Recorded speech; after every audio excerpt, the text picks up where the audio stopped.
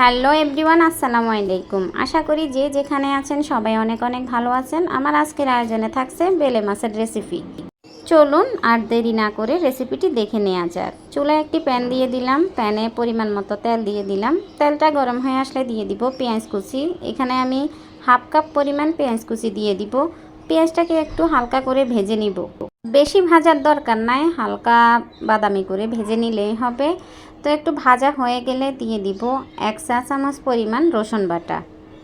আমি মাছে কোনো আদা ব্যবহার করব না, মাছে আদা দিলে ভালো লাগে না, তাই আমি আদা ব্যবহার করব না। তো পেঁয়াজটা ভাজা হয়ে গিয়েছে, এখন দিয়ে দিলাম রসুন বাটা 1 চা চামচ। এখন পেঁয়াজ আর রসুন কিছুক্ষণ ভেজে নিব। ভেজে নেওয়ার পর দিয়ে দিব 5-6টা কাঁচামরিচ ফালি। আর সেই সাথে এখন দিয়ে দিব শুকনো যে মশলাগুলো আছে সেগুলো। দিয়ে দিব স্বাদ মতো লবণ, আর দিয়ে দিব হাফ চা চামচের একটু বেশি হলুদের গুঁড়া।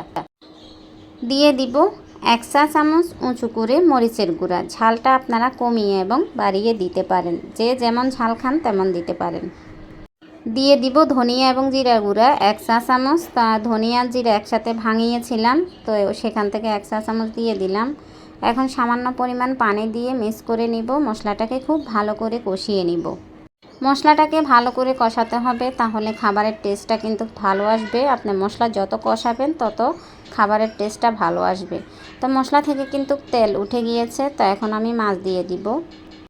তো এই মাছগুলো হলো সমুদ্রের বড় বেলে মাছ। তো মাছগুলো আমি দিয়ে দিলাম। মাছ দিয়ে ভালো করে মশলার সাথে মিক্স করে কিছুক্ষণ কষিয়ে নিব। একটু ভাজা ভাজা করে কষিয়ে নিব। এই পর্যায়ে কিন্তু ঢাকনা দিব না। তো আমার মাছগুলো কিন্তু ভালো করে কষানো হয়ে গিয়েছে। এখন দিয়ে দিব পরিমাণ মতো পানি। পানি দিয়ে একটু মিক্স করে নিব। মিক্স করে নেওয়ার পর ঢাকনা দিয়ে ঢেকে কিছুক্ষণ রান্না করে নিব। তো আজকের মাছটা কিন্তু আমি একটু ঝোল ঝোল রান্না করব, তাই একটু পরিমাণে বেশি পানি দিয়েছি। তো ঢাকনা দিয়ে ঢেকে দিলাম। এখন কিছুক্ষণ রান্না করে নিব। ফিরে আসবো কিছুক্ষণ পর। তো মাছটা কিন্তু প্রায় হয়ে এসেছে, আমি আরও 5-6 মিনিটের মতো রান্না করে নিব। এই পর্যায়ে চেক করে নেবেন লবণটা ঠিক আছে কিনা। লবণ যদি কম হয় লবণ দিয়ে দিবেন। তো আমি আবারও ঢাকনা দিয়ে ঢেকে 5-6 মিনিটের মতো রান্না করে নিব। তো আমার মাছটা কিন্তু রান্না হয়ে গিয়েছে, আপনারা দেখেই বুঝতেছেন কালারটা কত সুন্দর হয়েছে। সমুদ্রের বেলে মাছটা কিন্তু এভাবে কাঁচা রান্না করে, ভাজি করে রান্না করলে এতটা টেস্ট আসে না।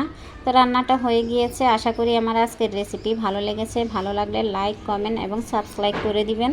আমার রেসিপিটি কেমন হয়েছে অবশ্যই কমেন্ট করে জানাবেন। তো সবাই ভালো থাকবেন, সুস্থ থাকবেন। আজকের মতো বিদায় নিলাম। আবারও ফিরে আসবো অন্য কোনো দিন অন্য একটি রেসিপি নিয়ে।